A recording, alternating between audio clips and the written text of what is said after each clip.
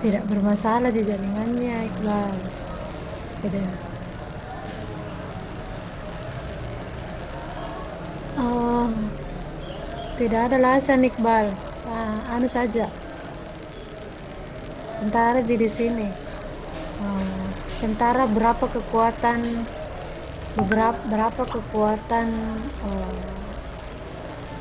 jaringannya.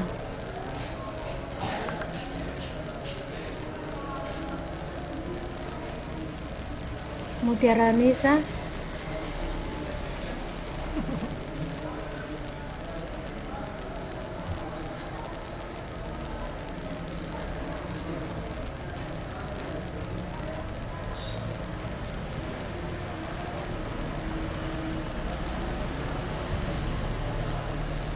on cam saja, semuanya, tidak ada alasan. Kalau mau kuota ke kampus saja, pakai jaringan kampus. Datang di himap, datang depan ruangan, bisa duduk sambil kuliah situ. Tapi ruangan terkunci, hanya di depan saja. Baik, bismillah. Pada kesempatan ini kita akan mengkaji, kita akan menelusuri seperti apa dan kenapa bisa timbul perbedaan teologi, perbedaan pemahaman, perbedaan kelompok, perbedaan ajaran dalam Islam. Kenapa ini dulu yang perlu kita kaji sebelum kita melangkah ke dunia filsafatnya, dunia sofistiknya, karena inilah yang sebenarnya timbul yang dipersoalkan dalam masa-masa awal Islam itu, utamanya dalam masa sahabat, karena Nabi sudah meninggal. Ini perlu Anda pahami semuanya, karena adanya kurang pemahaman tentang sejarah atau kehilangan akar sejarah itu akan menimbulkan pemahaman yang juga akan sifatnya split, terbelah gitu. Pemahaman tentang sejarah yang salah, hanya yang tidak komprehensif, itu akan melahirkan penafsiran yang salah terhadap apa yang terjadi saat ini, dan itulah kira-kira yang banyak menimbulkan disintegrasi utamanya dalam bangsa ini. Dan kita lihat juga di dalam agama Islam pada umumnya. Kenapa? Karena kurang memahami kenapa timbul perbedaan-perbedaan itu. Itu yang semestinya kita pahami. Jalil, Gipari, Nurian.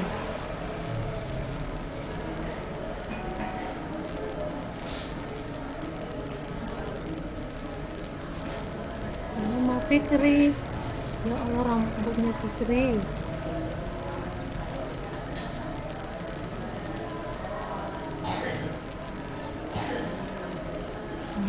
Halimah Fakihah. Iqbal. Sudah baca tadi materinya? Sudah, Ustazah. Siapa yang bisa mengungkap sekilas tentang apa yang dibaca? Ini kan kalau seperti itu, diberikan waktu seperti itu untuk membaca, maka baca skimming saja. Pakai teknik skimming. Ada yang kira-kira bisa menjelaskan sepintas saja kira-kira apa yang dipahami dari materi tersebut?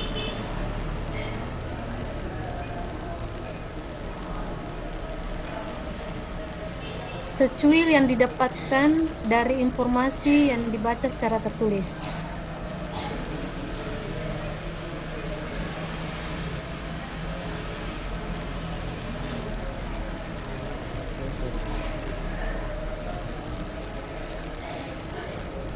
Al-Ghifari ya? Ya, silakan. Jadi waktu membaca dari tadi sedikit materi yang diberikan di alur pembelajaran sekolah, saya bisa menjelaskan sedikit tentang politik di awal Islam. Jadi di materi disebutkan bahwa Nabi Muhammad pertama kali tidak lahir dalam keluarga yang kaya, sehingga beliau tidak memiliki banyak kekuasaan politik ketika beliau menjadi nabi, sehingga banyak yang menolak beliau dari pihak-pihak seperti bangsawan-bangsawannya dari Mekah begitu. Jadi beliau susah mendapatkan kekuasaan politik di Mekah. Barulah ketika Nabi pindah hijrah ke Madinah, beliau diberikan kekuasaan politik dan kekuasaan dalam kepala agama, sehingga beliau dapat lebih mudah mengatur politik di Madinah. Ketika beliau meninggal, para sahabat yang pertama kali lakukan adalah mencari pengganti beliau, sehingga penguburan beliau itu dinomorduakan oleh para sahabat. Saya baca dulu beberapa referensi dan juga saya dengar dari beberapa pemateri bahwa lebih penting untuk mencari pengganti Rasulullah karena umat ini tidak bisa bertahan tanpa pemimpin, sehingga membutuhkan pemimpin untuk bisa mempertahankan atau menstabilkan keadaan umat ini. Jadi itulah mengapa bahwa yang pertama kali dilakukan oleh sahabat ketika Rasulullah meninggal adalah mencari pengganti beliau, yakni Abu Bakar sebagai khalifah pertama. Begitu, Ustaz. Bagus. Iqbal, silakan. Bismillahirrahmanirrahim. Terima kasih atas kesempatan ini, Ustazah. Jadi yang saya pahami ini tentang sejarah timbulnya persoalan teologi dalam Islam itu, kesimpulannya di akhir itu tentang kaum yang beragama dengan rasionalisme dan beragama secara tidak rasional. Bukan tidak rasional. Yang dipermasalahkan di sini adalah kaum yang beragama secara rasionalisme, yaitu Mu'tazilah. Dari pembahasan yang dari awal itu, yang menjadi masalah di sini adalah ketika Ali bin Abi Thalib menjabat sebagai khalifah dan banyaknya tantangan dari beberapa kaum. Dan disinilah awal dari permasalahan yang terjadi di kaum muslim. Nah, ada beberapa yang tidak saya pahami ini, Ustaz. Kenapa bisa ini Ali bin Abi Thalib dikatakan sebagai khalifah yang kafir, sehingga banyaknya kaum Khawarij yang keluar dari pemerintahan itu. Ya, itu akan dijelaskan nanti. Jangan lari-lari ya dari Zoom-nya, nanti tidak paham. Insya Allah, Ustaz. Ya. Kenapa sampai Ali dan bukan saja Ali, jadi ada nanti peristiwa politik yang sangat besar dan dianggap bahwa inilah politik pertama dalam yang istilahnya fitnah al-kubra awalnya. Itulah yang memecah umat Islam. Jadi nanti kita lihat kan prosesnya. Sebetulnya menarik ini kalau kita luring saja, karena kita akan langsung secara komunikatif lebih bisa langsung bertanya, bisa langsung sharing dengan teman dan sebagainya. Silakan, masih ada raise hand, silakan. Mana tadi itu? Terima kasih atas kesempatannya, Ustazah.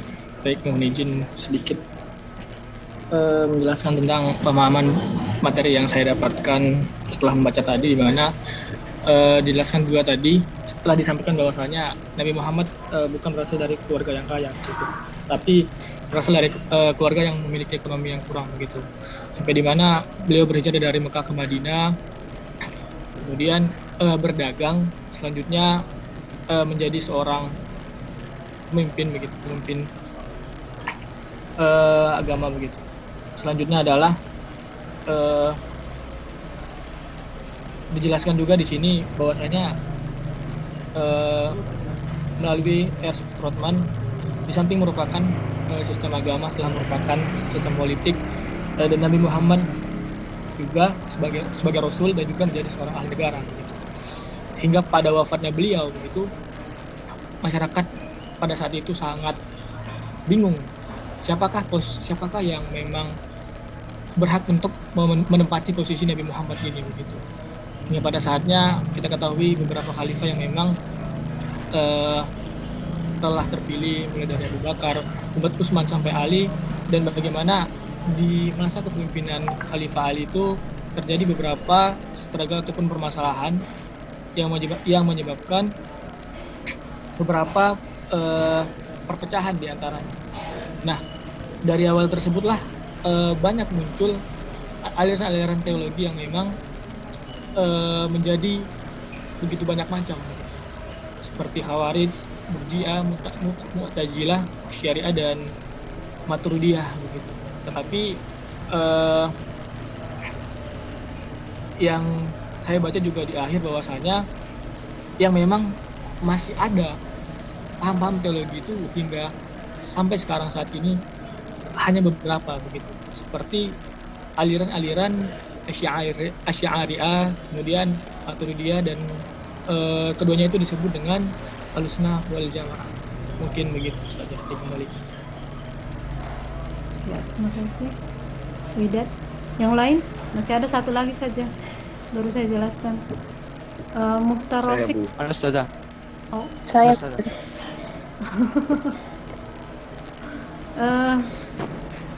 ada perempuan tadi dulu, perempuan siapa tadi tuh? saya Ustazah. Ya, Mutiara, silakan. Ya, terima kasih kesempatannya Ustazah. Jadi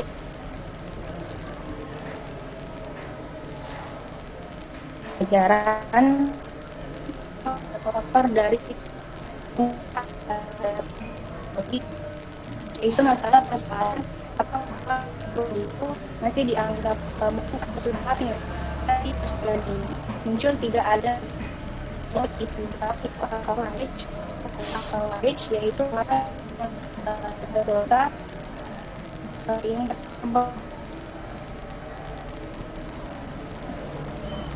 Jaringannya Mutiara kurang bagus. Hilang deh.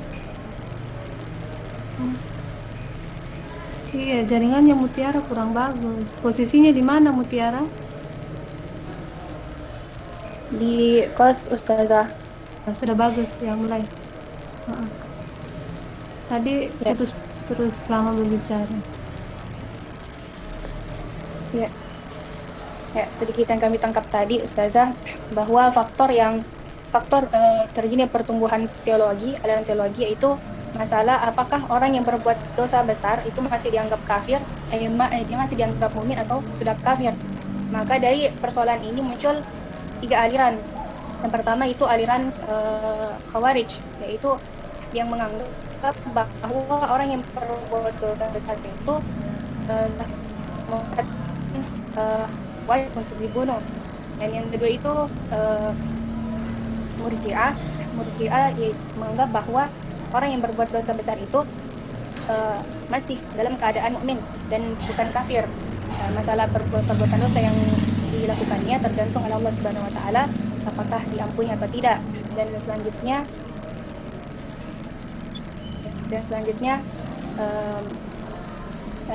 Mu'tazilah, yaitu aliran yang menganggap bahwa orang yang berbuat dosa besar itu bukanlah orang kafir dan juga bukan orang mukmin. Ya, selanjutnya karena aliran Mu'tazilah ini atau kaum Mu'tazilah ini bersifat rasional, maka ditentang oleh aliran yang bersifat tradisional. Ya, inilah yang disebut Asy'ariyah. Dan selanjutnya muncul lagi aliran Al-Maturidiyah, yaitu aliran yang dianut oleh umat muslim yang menganut mazhab Hanafi. Jadi itu saja yang kami tangkap Ustazah. Terima kasih. Ya, baik. Ada tadi Munib sama satu lagi Ya, siapa? Iya. Heeh. Bisa bicara Ustaz? Iya, Yang pertama, silakan. yang pertama yang di hasil bacaan tadi bahwa di peristiwa tersebut dimulai dari di peristiwa di politik itu sendiri, dan kemudian berlanjut atau bertransformasi menjadi suatu peristiwa yang berkaitan dengan akidah, atau biasanya dalam Islam disebut dengan ilmu kalam, atau di tradisi Barat biasanya disebut dengan yang di teologi itu sendiri tadi yang disebut di buku itu sendiri yang di hasil bacaan. Kemudian begini, sebenarnya dimulai dari peristiwa bahwa di saat Nabi Muhammad meninggal dan kemudian di pemilihan khalifah yang kemudian dalam sejarahnya dipilih Abu Bakar, kemudian masuk Umar, kemudian masuk Utsman bin Affan, di mana setelah adanya kekacauan pada saat itu yang juga disebut dalam sejarah bahwa kebanyakan dari keluarga Utsman bin Affan yang menjabat di pemerintahan pada saat itu, sehingga ada beberapa kalangan yang juga memberontak pada saat itu dikarenakan sikap yang diberikan oleh Utsman bin Affan yang banyak memilih dari keluarganya untuk menjabat di berbagai daerah di luar daripada Arab Saudi, di wilayah Arab kalau tidak salah. Kemudian setelah itu di saat Utsman bin Affan terbunuh, kemudian diangkatnya Ali bin Abi Thalib sebagai khalifah, dan setelah itu ada beberapa juga kalangan yang tidak menerima hal tersebut, sampai-sampai yang beberapa kalangan tersebut dan juga ingin mencalonkan dirinya sebagai khalifah, seperti yang disebutkan dalam bacaan tadi. Ada beberapa sahabat yang juga disokong oleh Aisyah, dan mungkin di situ juga mulai terjadi yang namanya perang Jamal antara Aisyah dan Ali bin Abi Thalib. Kemudian berlanjut kemudian dipergolakan Muawiyah dan Ali bin Abi Thalib, dan dimana pada saat itu dikatakan tadi terjadi arbitrase, tidak salah, di mana ada kesepakatan dan sebagainya, dan yang keluar dari kesepakatan atau yang tidak menerima kesepakatan tersebut, yaitulah nantinya yang dikatakan beraliran Khawarij. Dan kemudian juga tadi belum sempat dibahas mengenai Syiah, yang mungkin Syiah itu sendiri yang loyal terhadap kepemimpinan Ali bin Abi Thalib.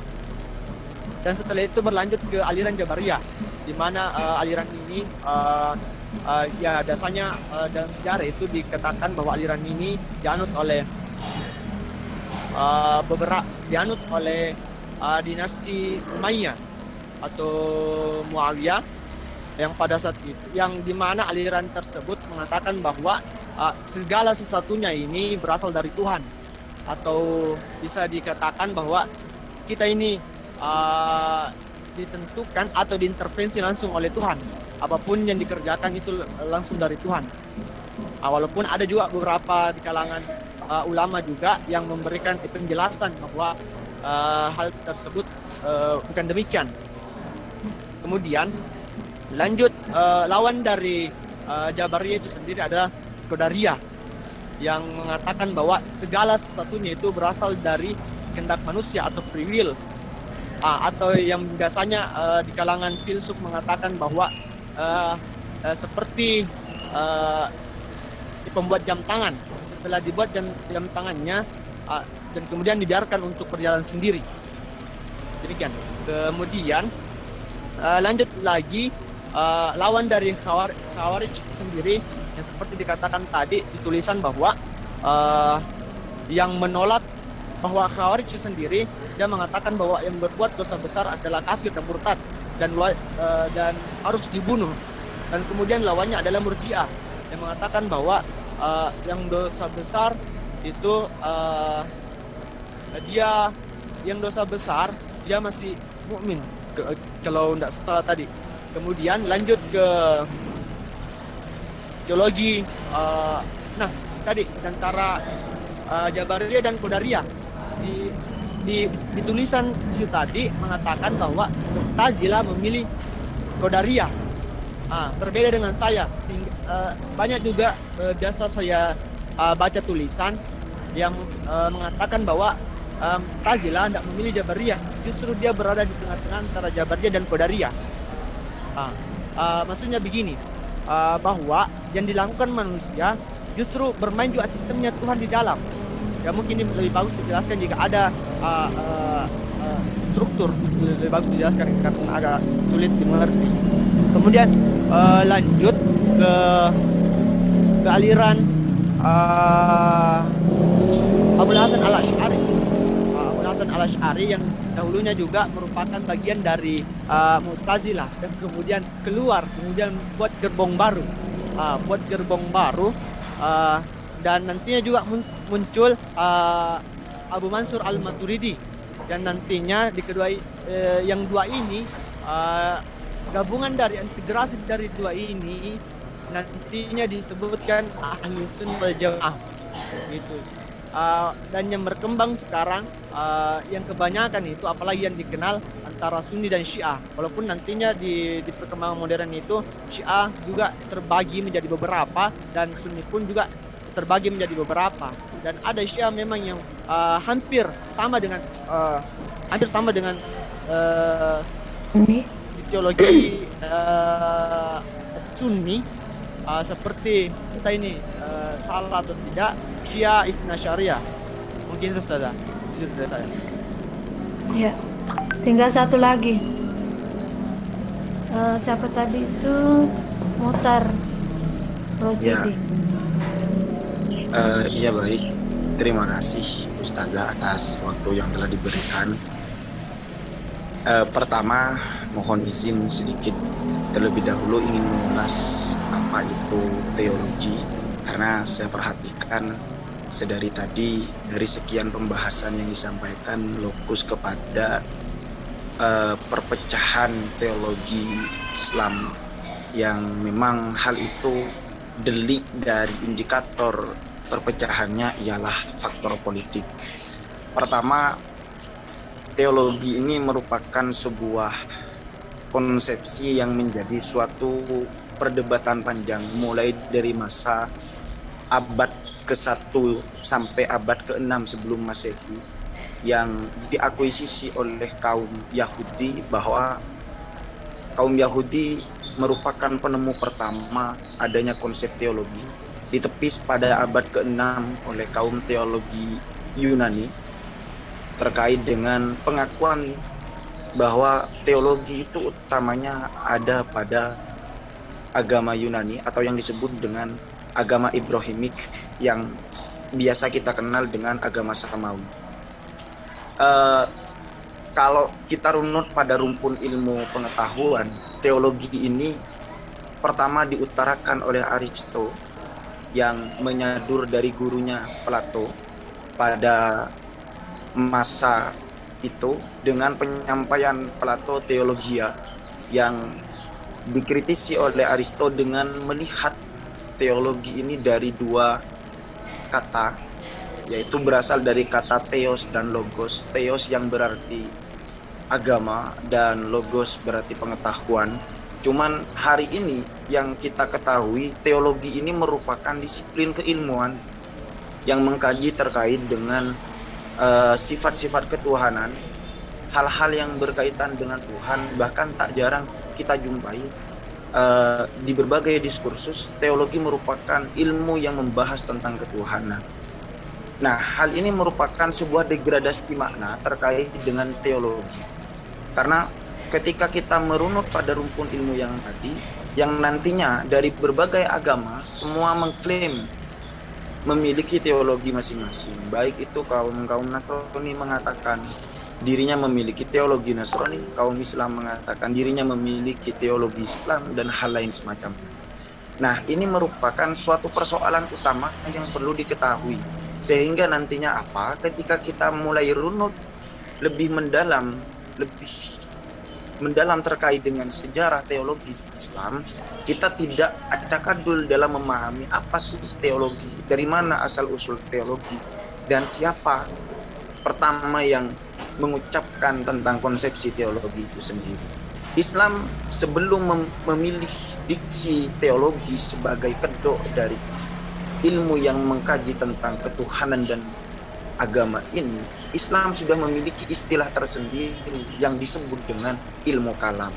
Cuman seiring dengan berkembangnya waktu, dalam transformasi pengetahuan, maka Islam memilih teologi sebagai diksi dari ilmu kalam itu sendiri. Nah, masuk pada munculnya perbedaan teologi dalam Islam. Di samping saya barusan membaca referensi yang Ibu berikan, sebenarnya delik dari munculnya perbedaan teologi sebagaimana yang barusan dibahas oleh teman-teman, adanya Khawarij, Mu'tazilah, Maturidiyah, Al-Asy'ariyah, dan yang lain semacamnya, yang saya pikir saya tidak akan membahas bagaimana konsepsi teologinya Khawarij, bagaimana konsepsi teologinya Maturidiyah. Saya hanya akan membahas garis besar dari sejarah munculnya itu, karena pembahasan kita hari ini ialah topik utamanya kepada awal mula munculnya teologi, perbedaan teologi dalam Islam. Deliknya satu, yaitu faktor politik yang terjadi ketika Rasulullah sudah wafat. Yang mana jika kita baca dalam kitab Khulafaur Nurul Yakin itu, dalam kitab Khulafaur Nurul Yakin diceritakan dalam konferensi politik pada masa itu ketika Rasulullah wafat, ini ada berbagai macam perdebatan panjang. Ada yang mengakui sisi Ali sepantasnya yang dijadikan sebagai pemimpin karena Ali merupakan orang yang diakui oleh Rasulullah, itu yang pertama. Ada yang mengatakan Abu Bakar karena Abu Bakar merupakan orang yang paling dekat dan paling akrab dengan Rasulullah. Bahkan dalam beberapa makalah, dalam beberapa kisah di dalam kitab diceritakan di antara semua pekerjaan yang dilakukan oleh Rasulullah, ini pasti sudah dilakukan oleh Abu Bakar. Itu juga menjadi landasan epistemologis kenapa Abu Bakar dicalonkan pada waktu itu. Nah, kenapa barusan saya mengatakan bahwa deliknya hanya satu, ialah faktor politik, karena memang pada waktu itu Rasulullah dikenal sebagai kepala agama saja, tidak dikenal sebagai kepala politik, sehingga berbagai macam perbedaan dalam eskalasi politik akan berimbas terhadap agama itu sendiri, sehingga terlepas dari konferensi itu banyak dari kalangan Islam ini yang mecah belah dalam bentuk firqah. Ya mungkin itu secara garis rumpun besarnya. Terima kasih atas waktunya.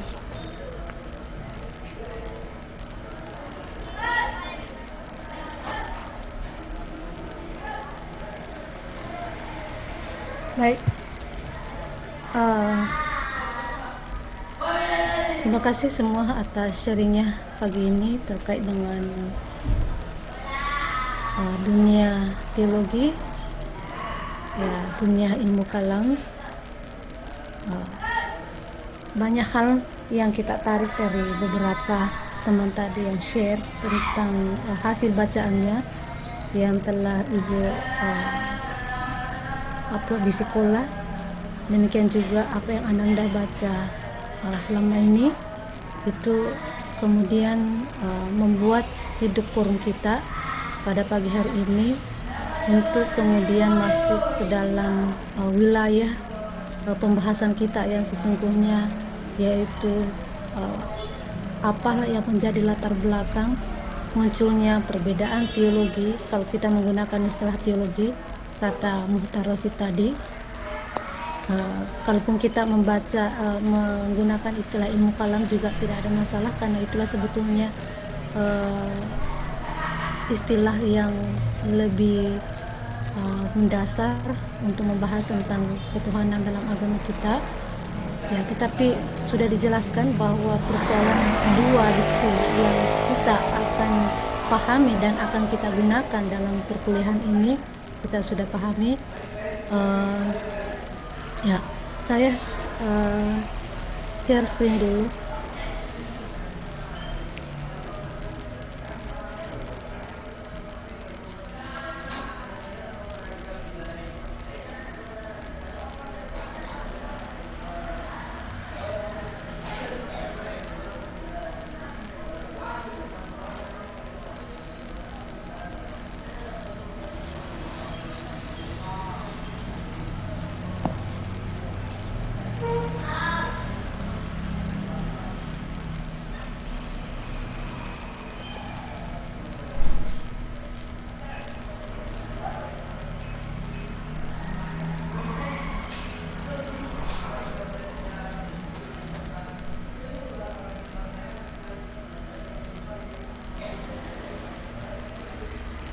Ini tidak bisa.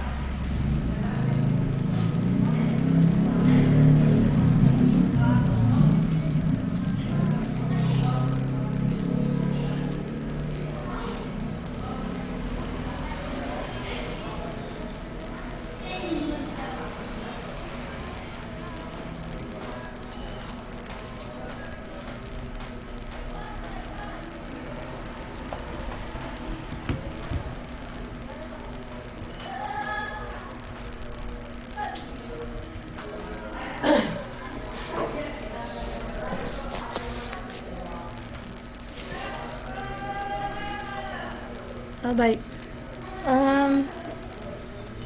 kita tahu bahwa Rasulullah tadi sudah disampaikan sebelumnya bahwa kalau kita melihat memang bagaimana sejarah Rasulullah dalam memimpin umat Islam ataupun dalam menyebarkan agama Islam, bahwa kita melihat dari dua wilayah, baik pada fase Mekah maupun fase Madinah. Kita tahu bahwa di fase Mekah itu lebih banyak waktunya diluangkan di sana dibanding dengan di Madinah. Tetapi kenapa kemudian kita lihat bahwa meskipun lama di Mekah, kita melihat bahwa perjuangan Rasulullah dalam menyebarkan agama Islam itu boleh dikata sangat pesimis melihat seperti itu. Makanya Rasulullah melakukan hijrah ke Madinah. 10 tahun di Madinah itu justru memberikan efek yang sangat luar biasa dalam perkembangan ajaran agama Islam. Nah, sekarang kita sudah dengarkan tadi temannya, kenapa kemudian Rasulullah mendapatkan di Mekah itu beliau mendapatkan perkembangan Islam yang tidak begitu meluas. Kemudian kita lihat bahwa di Madinah itu sangat superior, yang kita lihat itu bagaimana perkembangannya. Nah, itu kita lihat banyak faktor di balik itu. Tadi saya sedikit meralat bahwa sesungguhnya Rasulullah itu dalam hidupnya, dalam mengembangkan ajaran Islam, tidak hanya sekedar sebagai pemimpin agama, tapi beliau juga adalah pemimpin politik. Jadi tidak hanya sekedar pemimpin agama sebagai nabi dan rasul, tetapi dia juga sebagai pemimpin politik, memimpin negara Islam, utamanya pada saat itu adalah di Madinah. Itu nanti kita akan lihat seperti apa beliau memimpin, sebagai kapasitasnya sebagai pemimpin politik. Nah, inilah yang mempengaruhi sesungguhnya ekspansi dunia Islam, karena pada saat itu Rasulullah juga melaksanakan posisinya sebagai pemimpin politik. Nah, yang kedua yang perlu kita lihat bahwa selama Rasulullah hidup tidak ada nampak perbedaan-perbedaan di antara sahabat-sahabatnya. Nanti ini muncul pada saat Rasulullah wafat. Ini sudah wafat Rasulullah. Rasulullah dalam satu riwayat, saya berulang kali sampaikan kepada mahasiswa bahwa ketika membaca literatur sejarah, Anda harus melihat juga siapa penulisnya. Kenapa? Karena warna yang ada di buku sejarah itu yang Anda baca itu juga akan mempengaruhi apa isi tulisannya. Jadi sejarah itu sebenarnya tidak bisa lepas juga siapa penulisnya, siapa penelitinya. Nah sekarang yang saya sampaikan ini, yang seperti yang saya share tadi adalah karya daripada Harun Nasution. Ya, dia memang pakar di bidang teologi. Harun Nasution. Nah kalau kita melihat kembali sejarah bahwa ketika Rasul meninggal itu dalam salah satu kitab sejarah yang lain bahwa di sini masih ada mayat Rasulullah. Sahabat-sahabat kemudian sudah mulai ribut persoalan siapa pengganti Rasulullah. Ini sudah mulai masih ada mayat Rasulullah. Sudah ada perbincangan-perbincangan yang hangat, siapa yang menggantikan Rasulullah? Nabi sudah meninggal ini. Nah, itu diantara sahabat-sahabat itu. Bahkan ada riwayat yang mengatakan bahwa Rasulullah masih belum dikuburkan. Itu sudah ada beberapa sekelompok sahabat yang sudah berada di Bani Saqifah untuk membicarakan hal ini. Sementara Ali bin Abu Thalib sebagai menantu sekaligus sepupu Rasulullah berada di samping mayat Rasulullah ketika itu. Sementara sahabat yang lain berkumpul di Bani Saqifah untuk membicarakan siapa sebenarnya pengganti Rasulullah. Ini yang mesti Anda telusuri. Riwayat-riwayat seperti ini harus ditelusuri dengan baik. Itu. Apakah seperti ini yang dilakukan pada saat itu? Nah, terlepas dari hal tersebut, kita tahu bahwa pada masa pengganti Rasulullah ini, masa Khulafaur Rasyidin ada 4, yaitu yang pertama Abu Bakar As-Siddiq, yang kedua Umar bin Khattab, yang ketiga Utsman bin Affan, yang keempat Ali bin Abu Thalib. Kita lihat dulu seperti apa proses pengangkatannya 4 ini. Dan 4 ini kita tahu bahwa hanya satu yang tidak mati terbunuh, hanya Abu Bakar As-Siddiq. Yang 2, 3, 4 ini meninggal dalam meninggal karena terbunuh. Nah, itu juga perlu kita telusuri. Kenapa mesti terjadi seperti itu pada masa Khulafaur Rasyidin? Kalau Abu Bakar kan meninggal dalam keadaan sebelumnya sakit memang. Ya, gitu. Kita lihat bahwa seperti apa pengangkatan Abu Bakar As-Siddiq. Pengangkatan sebagai khalifah yang pertama. Jadi, kalau kita telusuri, Abu Bakar As-Siddiq memang sebelumnya Rasul tidak memberikan penjelasan, tidak memberikan tidak memberikan ketegasan bahwa setelah saya meninggal nanti maka yang menggantikan saya adalah si ini. Tidak ada ketegasan. Tetapi berbagai macam riwayat yang menyampaikan bahwa sebelumnya ada isyarat juga yang diberikan kepada Ali. Ini yang dipegang oleh kaum Syiah, bahwa sebetulnya Rasulullah sudah memberikan amanah itu kepada Ali, tetapi di satu sisi kelompok Sunni sebagian tidak mengatakan seperti itu. Tidak, ya. Jadi kita memang mesti menelusuri sejarah seperti apa sebenarnya. Makanya saya katakan tadi, lihat dulu siapa penulisnya dan baca saja siapa penulisnya sampai kita bisa menarik kesimpulan bahwa sebenarnya dalam sisi sejarah itu banyak pendapat. Nah, ini yang kita perlu pahami. Jangan membaca satu dua penulis sampai kita langsung menarik kesimpulan bahwa sebetulnya inilah sebenarnya yang pantas menjadi khalifah kalau kita melihat kacamata analisis kita sendiri. Itu. Nah, kalau kita lihat Abu Bakar As-Siddiq, bagaimana proses pengangkatan khalifah? Kalau kita melihat sejarah, salah satu yang menulis bahwa Abu Bakar ini terangkat melalui musyawarah antara kaum Muhajirin dan kaum Ansar. Di sini juga banyak perbedaan pendapat. Di sini juga sebetulnya banyak terjadi perdebatan. Di satu sisi maunya kaum Muhajirin yang mau diangkat, di satu sisi mau kaum Ansar. Kaum Muhajirin mengatakan, ya kami kan sebetulnya adalah memang kelompok awal dari Islam yang mendampingi Rasulullah dalam menyebarkan agama Islam, maka sebetulnya kami yang berhak untuk menjadi pengganti Rasulullah. Di satu sisi kaum Ansar juga mengatakan, kamilah sebetulnya yang bisa menjadi khalifah karena kami yang memberikan dukungan pertama ketika dan menolong Rasulullah ketika Rasulullah pindah ke Madinah.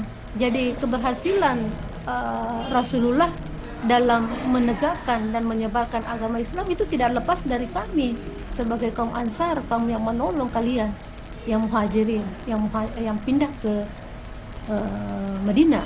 Nah, ini terjadi perdebatan. Nah, di satu sisi riwayat mengatakan bahwa adanya musyawarah yang dilakukan oleh sekelompok sahabat Nabi yang ada di Bani Saqifah itu tidak melibatkan Ali. Jadi Ali sebagai keluarga terdekat dari Rasulullah mengurus mayat Rasul, dan kelompok yang lain melakukan musyawarah, melakukan perbincangan dan memilih akhirnya Abu Bakar sebagai khalifah yang pertama. Itu keputusannya. Jadi sebetulnya apa yang terjadi di pemilihan khalifah yang pertama ini itu juga penuh dengan kontradiksi. Tetapi apapun yang terjadi, kita menarik kesimpulan bahwa tidak ada perdebatan dalam Islam bahwa khalifah yang pertama itu selain Abu Bakar. Jadi tetap Abu Bakar yang ditulis dalam sejarah sebagai khalifah yang pertama, dan Ali kemudian menyetujui di belakang, ya menyetujui keputusan yang diambil oleh sahabat. Meskipun tadi itu kita tahu bahwa sebetulnya Rasulullah pernah secara lisan pernah menyampaikan kepada Ali, ada isyarat bahwa sebetulnya Ali diberikan amanah untuk melanjutkan itu. Nanti kita akan telusuri lebih jauh tentang hadisnya ini. Gitu. Tetapi bagaimanapun perjalanan daripada Abu Bakar dalam memimpin itu kurang lebih 4 tahun ya.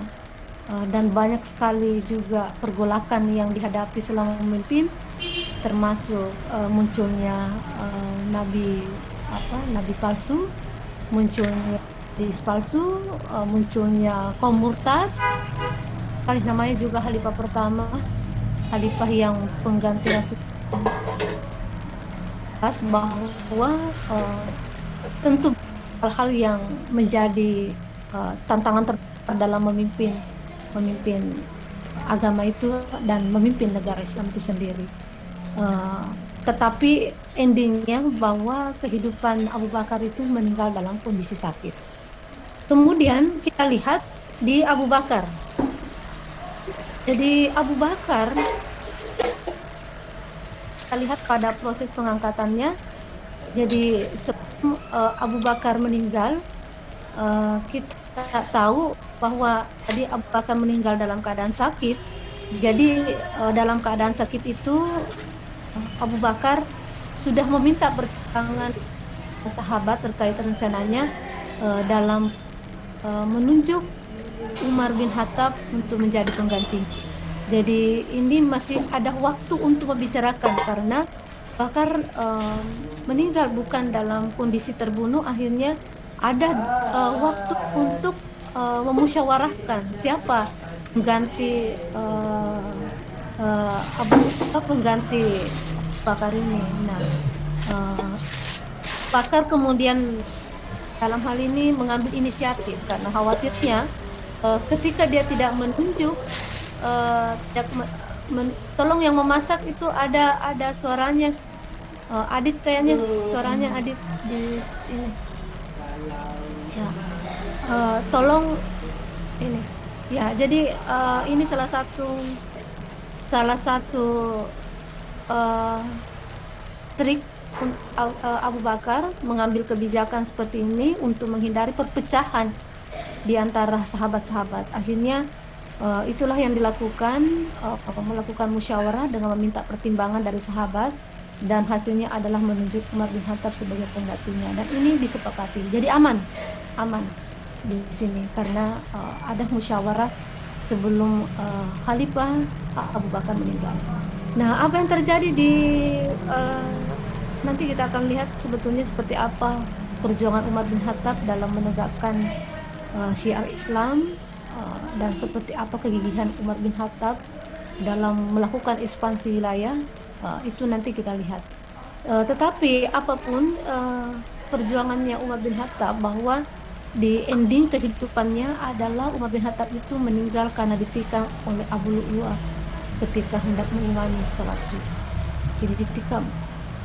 Ini juga perlu ditelusuri apa latar belakang sehingga Umar itu ditikam. Artinya apa yang menjadi intrik Abu Lu'lu'ah kemudian melakukan tindakan seperti itu, menikam Abu Umar bin Khattab ketika hendak melaksanakan sholat subuh. Ini perlu juga, jangan sampai memang bahwa sebetulnya sudah ada memang faktor-faktor politik di situ. Ya, ini pemberontak sebetulnya ini Abu Lu'lu'ah, kelompok pemberontak tidak setuju dengan khilafah yang ada pada Umar bin Khattab. Nah, sekarang kita ke Utsman bin Affan. Karena Umar bin Khattab meninggal dalam keadaan dibunuh, jadi tidak sama prosesnya tadi Abu Bakar. Jadi pemilihan Utsman bin Affan ini tidak sama proses pengangkatan Umar bin Khattab yang dilakukan oleh Abu Bakar, karena beliau meninggal, Umar bin Khattab meninggal dalam keadaan terbunuh, jadi tidak ada waktu untuk membicarakan proses pengganti kekhalifahannya. Nah, kalau kita melihat prosesnya, bahwa Utsman bin Affan itu dipilih oleh Dewan Syura yang telah dibentuk sebenarnya oleh Khalifah Umar. Jadi ada Dewan Syura, tapi Dewan Syura itu sebetulnya sudah ada pada masa Utsman bin Affan, Umar bin Khattab, tetapi bukan untuk kapasitasnya. Ya, pada saat itu kan bukan membicarakan tentang pengangkatan khalifah. Ya, Dewan Syuro ini ya bolehlah misalnya kita katakan kalau saat ini mungkin DPR-nya, MPR-nya, ya seperti itu. Nah, Dewan Syuro inilah kemudian yang setelah Umar bin Khattab itu membicarakan, memusyawarahkan siapa pengganti khalifah.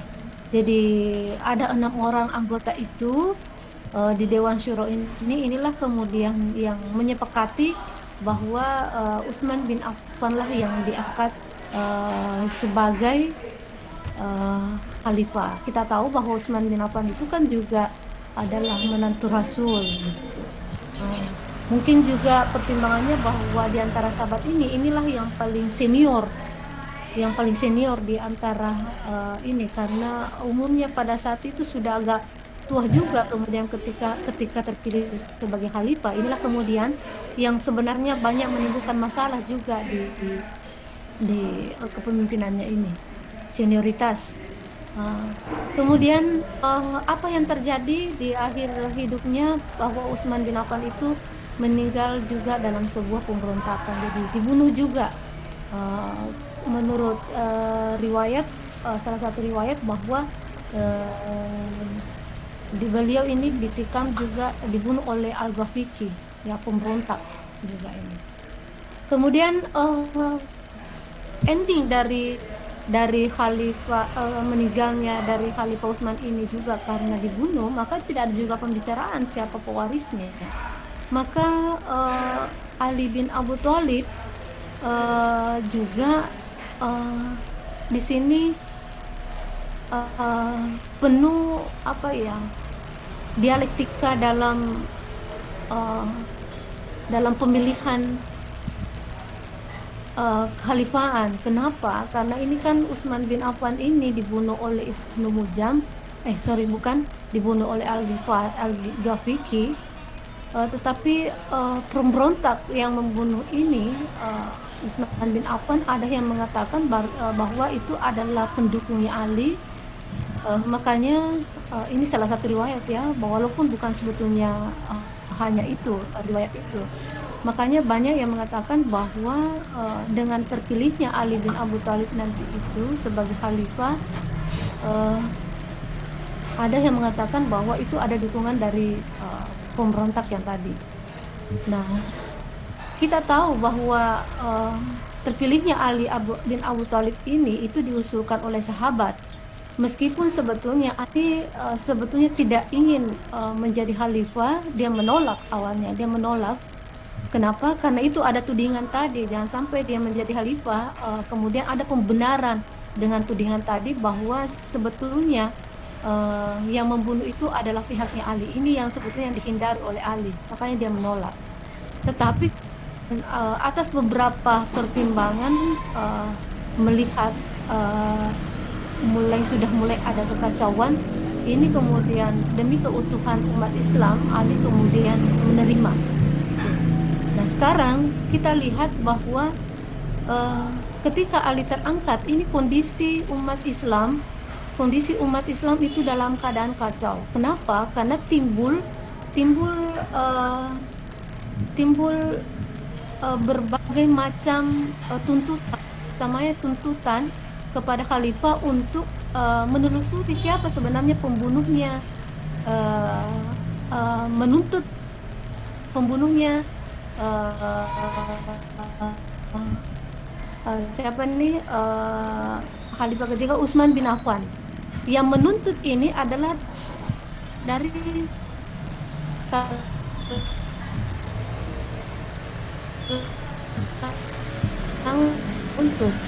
dia nuntut bin Abu Thalib supaya pembunuhnya Utsman diterpil dan dihukum mati. Ini yang pokoknya nuntut. Nah, sekarang kalau kita melihat bahwa pada masa Khalifah Ali bin Abi Thalib itu beberapa kali timbul pemberontakan. Nah, sama juga pemberontakan dari istri Rasul, masuk Aisyah, itu bukan pemberontakan terhadap Ali bin Abi Thalib, dan banyak pemberontakan yang terjadi. Nah, inilah sebetulnya yang menjadi tandanya besar kenapa kemudian banyak timbul pemberontakan pada saat itu. Ya. Sampai kemudian muncul riwayat yang mengatakan bahwa seseorang telah datang kepada Ali bin Abi Thalib ketika memimpin. Dia bertanya,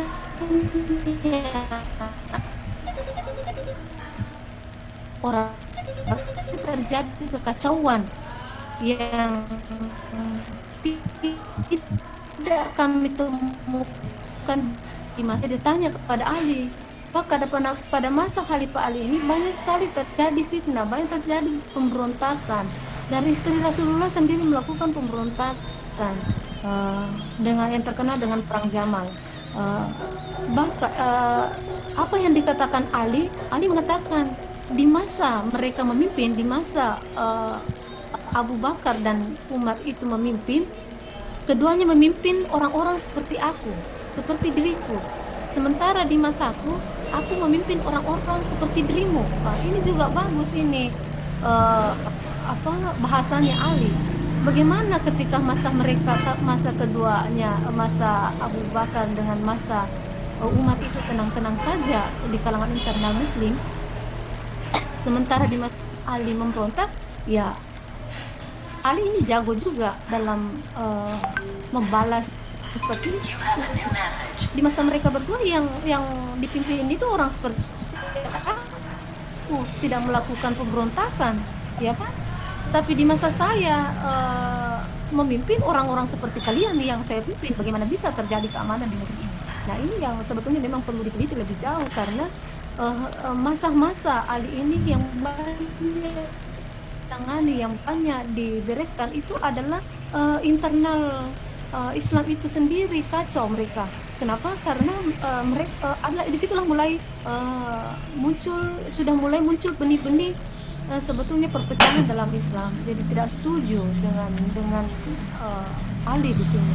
Nah, sekarang ya apa yang terjadi sudah lewat waktunya ya.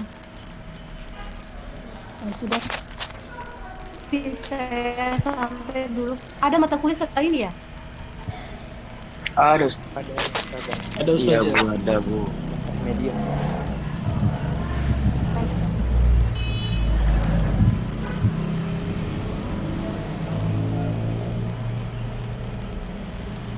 Sekarang ya, jam 10, 11, 10, 50. Namun saja. Ya. Jadi sebetulnya Ada nanti kita Ustaz ya. jadi saya mau ke kampus ini juga, masih di rumah.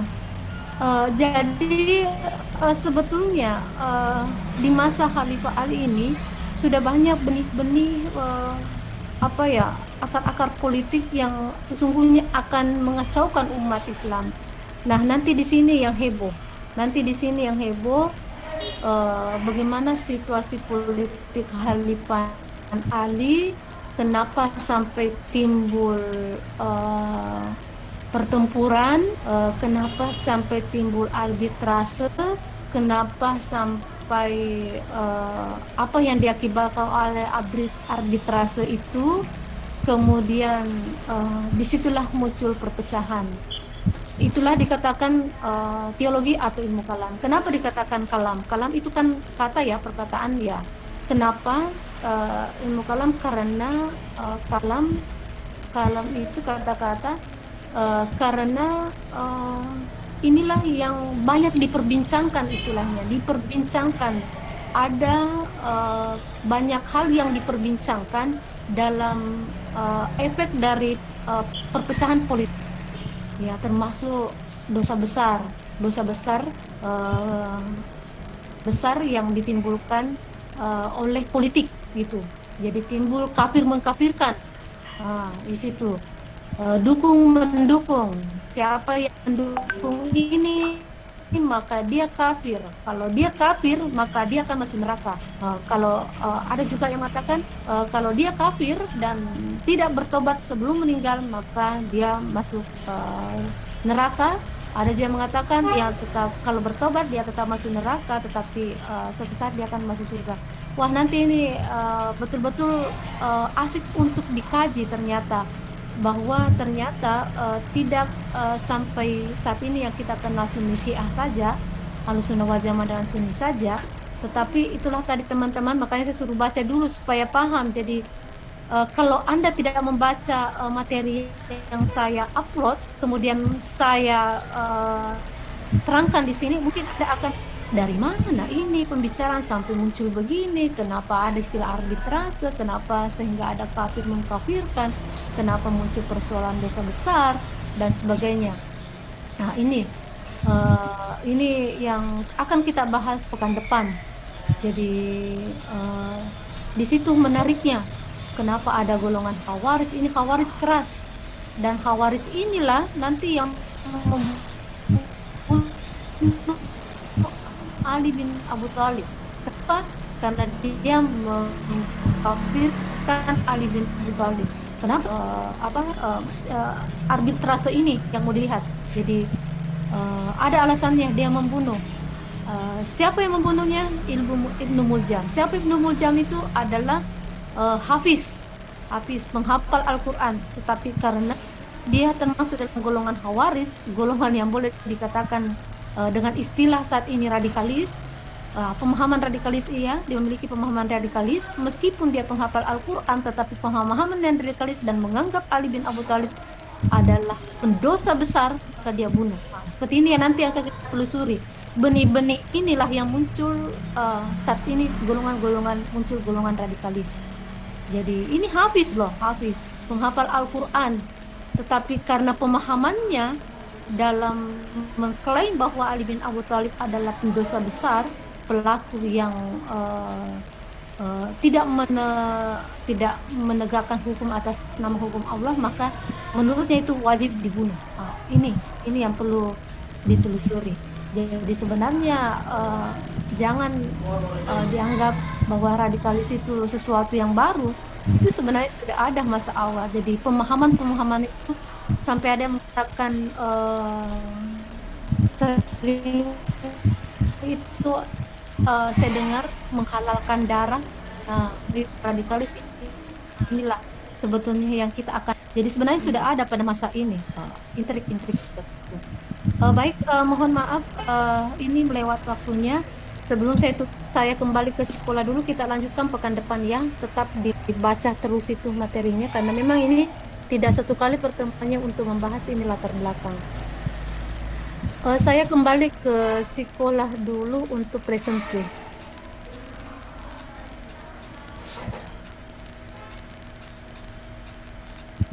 Siapa ada di kampus? Tapi siapa ada di kampus? Saya Ustazah. Adit, minta tolong nanti ambil kunci lab di atas. Itu minta warna hijau talinya, katanya di lab bawah itu tidak mati sejak kemarin. Ada yang melapor kemarin sore bahwa berembun ruangan kan AC dalam keadaan tidak mati. Minta tolong naik ke atas nantinya. Yes. Saya kembali dulu ke stop share. Sekolah untuk presensi. Saya lupa tadi pagi lapor ke petugas ruangan.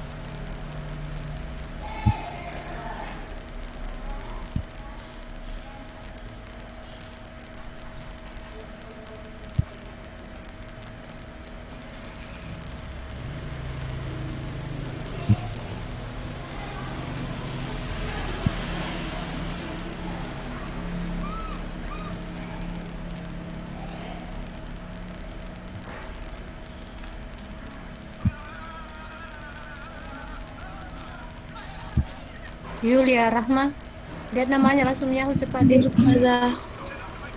Brian, cepat-cepat nyahu, lihat namanya langsung. Siap-siapnya saya lihat. Mana Nurian tadi? Iya Ustazah. Chelsea, Hadir Ustazah. Mistrawati, Hadir Ustazah. Hadir Ustazah. Fadila, Hadir Ustazah. Tiara, Muhammad Nurian Ustazah hadir. Aslam, Hadir Ustazah. Aslam, Hadir Ustazah.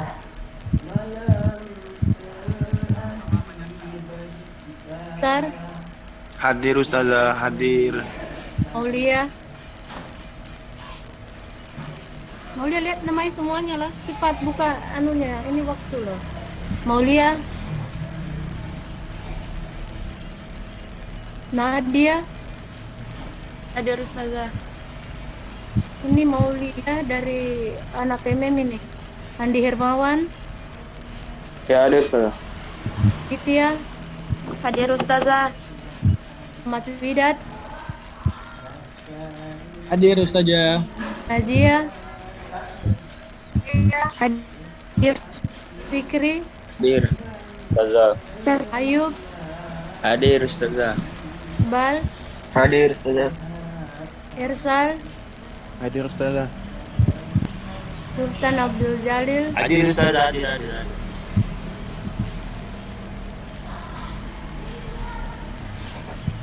Nurul Fadilah, Hadir Ustazah. Paulina, Hadir Ustazah.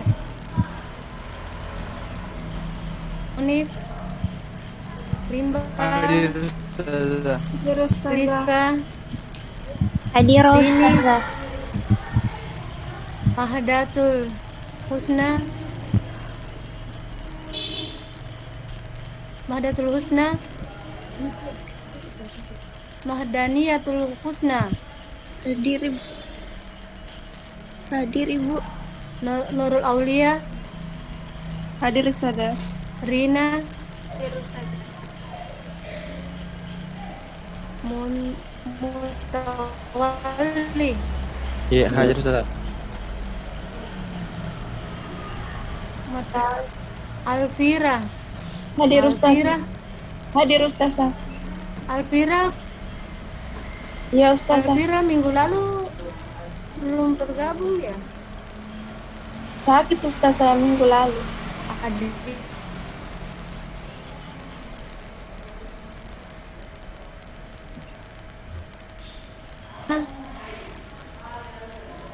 Erlita.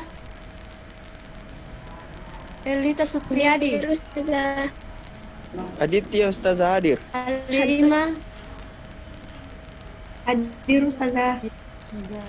Alima. Hadir Ustazah. Yusfida. Hadir Ustazah. Diva. Hadir Ustazah. Syahrul. Tercahyanisi. Ustazah. Haldi Hidayat. Haldi Hidayat. Mana Haldi?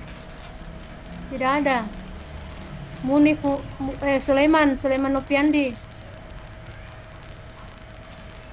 Mana? Tidak ada. Kasih tahu Sulaiman nah? Nuralwia. Hadir Ustazah. Sulaiman tidak masuk juga minggu lalu. Nuralwia. Hadir Ustazah Alwia. Kasman. Hadir Ustazah. Vaksin kemarin tuh Ustazah yang anu. Oh iya. Jafir. Oh Jafir. Ya Ustazah, hadir. Rada.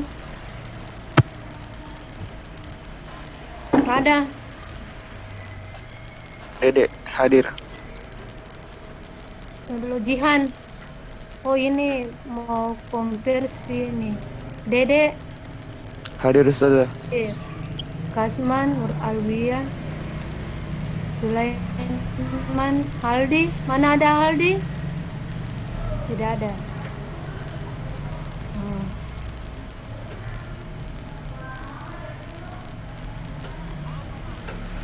Adit kasih tahu Sulaimana kalau masih berulah tidak ada penyelamatan. Iya Ustazah. Sudah coba apa nih kalau 2 kali min lagi? Maulia Rizky.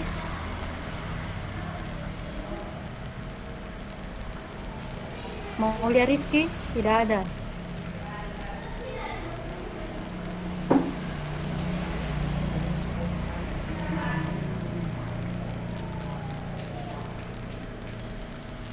Ya, silakan Lev.